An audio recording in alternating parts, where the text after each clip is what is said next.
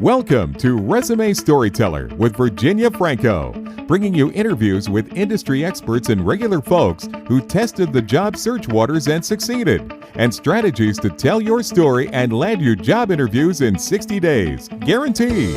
Here's your host, Virginia Franco.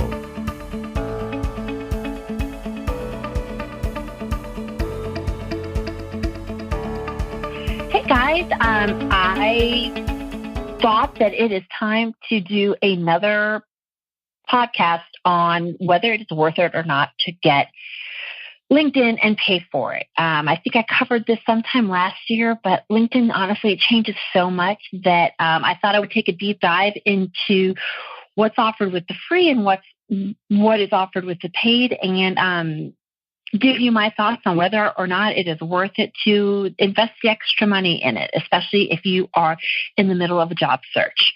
What I will talk through is, again, what you get for a free account, and then identified a couple of key things that you get with a paid account, as well as some workarounds for if you decide to bypass the paid and go for the free. Sometimes there's workarounds, sometimes there's not. And then at the end, I will give you my thoughts on whether I think it's worth it.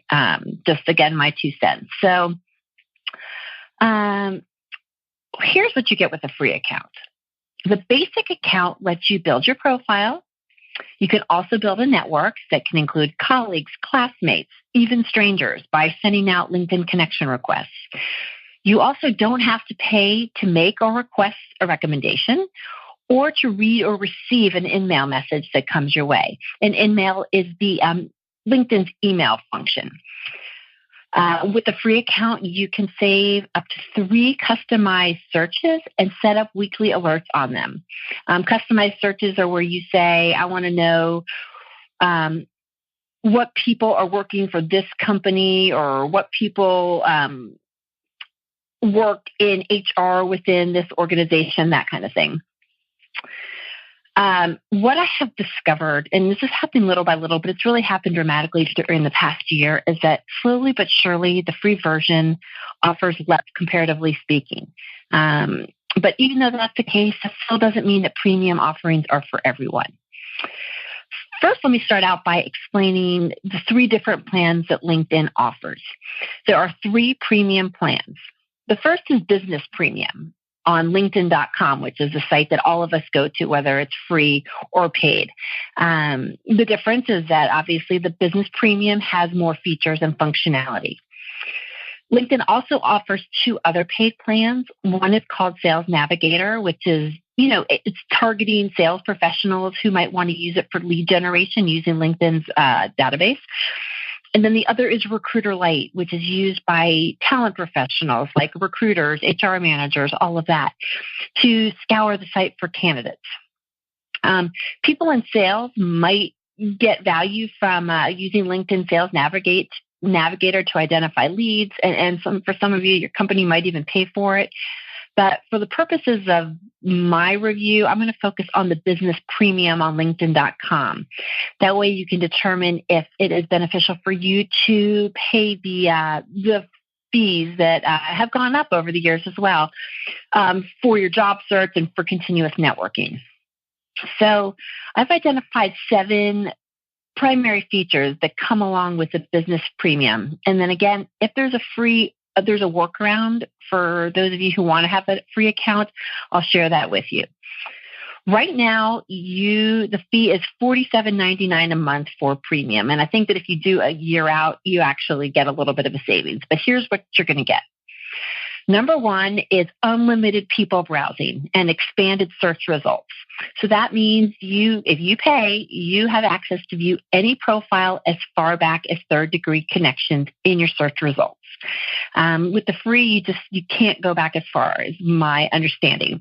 And unfortunately, there is no workaround with this for free accounts. The second big feature, and it's one of my favorites that you get with LinkedIn Premium, is the who's viewed your profile. Actually, everyone gets this feature. It's just you get more capabilities when you pay. So if you have set your profile viewing options to display your name and headline when viewing profiles, premium members will see everyone who's viewed your profile in the past 90 days. In addition, the premium members get access to some trends and insights on how they found you. But for instance, I use that to say, did someone find me by typing in my name? Did they find me from an article, or did they find me from, someone else they knew? You also find out how many of them work at one place versus another. So it's pretty interesting from an analytics standpoint. In addition to the really great intel that comes from knowing if someone checks out your profile, because you can reach out to them, you can send them a connection request, shoot them an email, thank them for checking out your profile. To me, that is probably the best part about having access to extended information on who's viewed your profile. LinkedIn will measure an increase or decrease in your weekly viewership. Every Sunday they update it, and you'll find out if you got more people or less people visiting your site. So for job seekers that incorporate LinkedIn engagement as part of the job search, I think the ability to measure increases or declines is a really valuable piece of information to see if what you're doing is working or if it's not. Again, for both free and paid, depending on the privacy settings of those who are checking you out, you can see where they work, their job titles, and how they found you, but you just can't see as much. The workaround for free account holders is that you can see some information, but only the 5 most recent views in the last 90 days. And that's just not nearly that much intel if you plan on using that kind of information for a job hunt or expanding your network.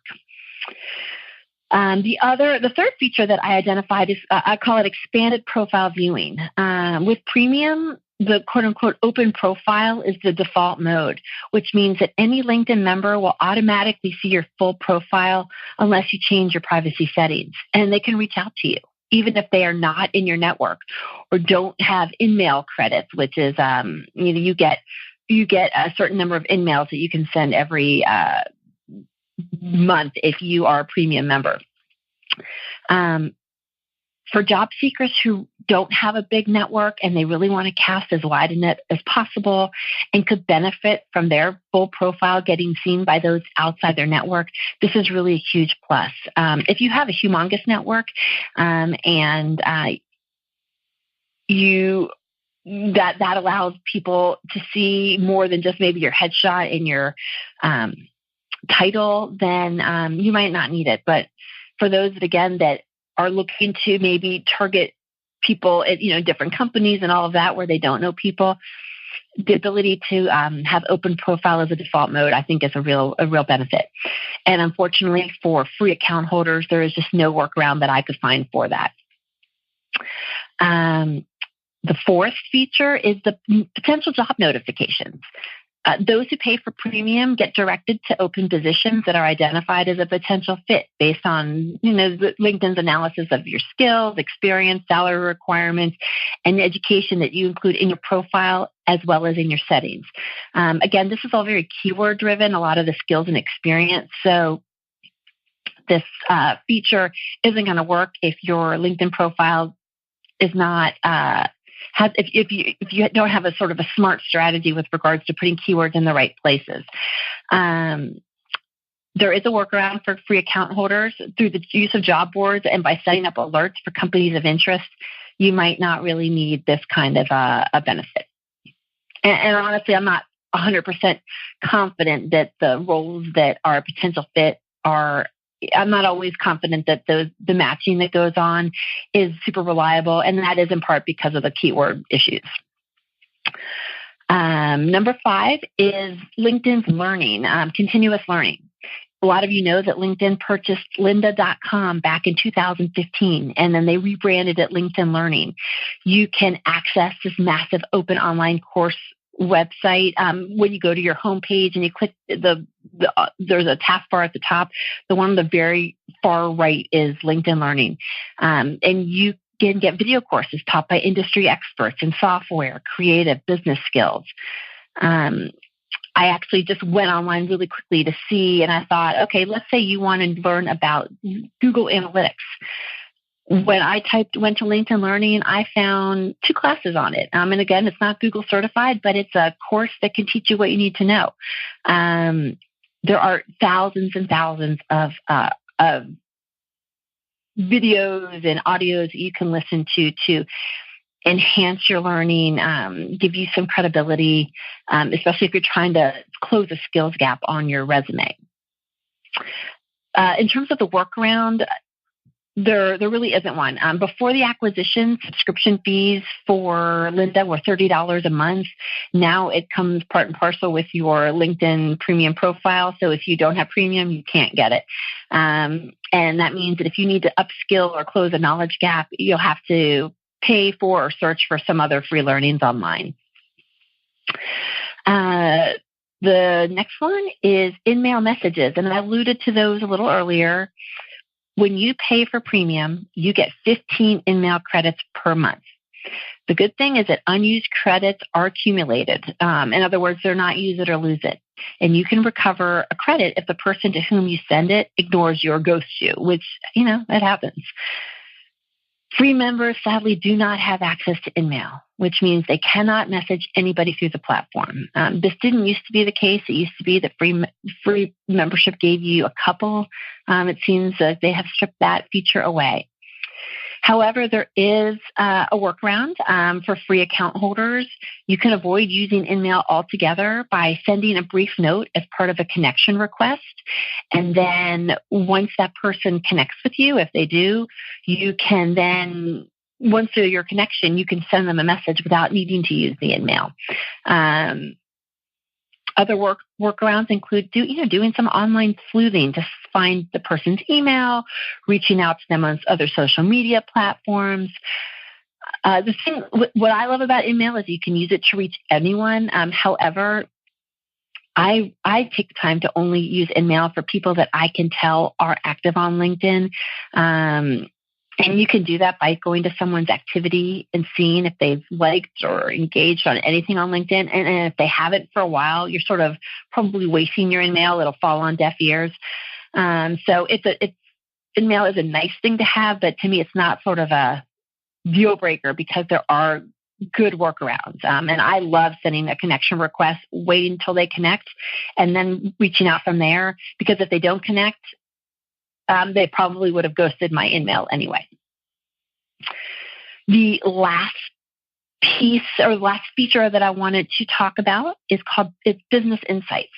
Paid account holders have access to growth rates, hiring trends, and even hyperlinks to Crunch-based data if the company is private equity or venture capital funded.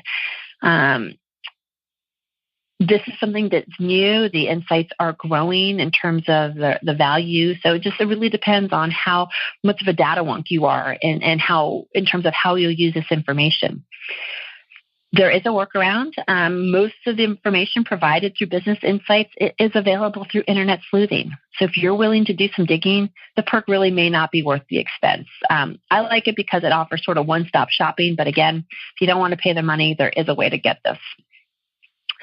So all in all, what I would say in terms of is it worth it or not to pay for it, if you are searching for a job and you would find value in being able to reach out to people that are not in your network through InMail, and you think that you will use some of the insight that you get from people that are looking at your profile,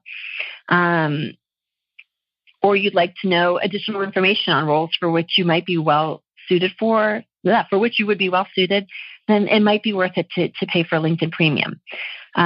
Additionally, if your network is small, then the ability to network with those for people outside your network to see your profile is really, really useful. So bottom line, try the free account and then try the premium account. You get 30 days for free. There's no downside to it. See for yourself and then go with what works for you. The great thing is that you can pay month to month, and which means if you upgrade, downgrade, or change your mind at any time, luckily you're not going to lose any paid or premium features until your billing cycle ends, and they're not going to charge you once you've canceled. So, weigh them both out. I pay for premium. I found it's worth it. The other cool thing is that whatever you lock into premium today, if you decide to stay with it, LinkedIn's constantly going to keep changing their plans, and you're going to always stay grandfathered into what you have. I have an account that I paid for maybe 4 years ago. It's not even offered anymore. It has a lot of functionality that's not available today, but because I got it 4 years ago, it's worth it. So I hope that helps. I'm sure we'll be doing this again next year. If you have any questions or you know of any workarounds that I was not able to identify, please send me an email, vafrancoresumes@gmail.com. Send me a message through LinkedIn, my Twitter, Facebook, all of that. Thanks, guys. You've been listening to Resume Storyteller with Virginia Franco. To learn more about storytelling strategies to catch the eye of today's skim online readers, hiring and decision makers, go to www.virginiafrancoresumes.com.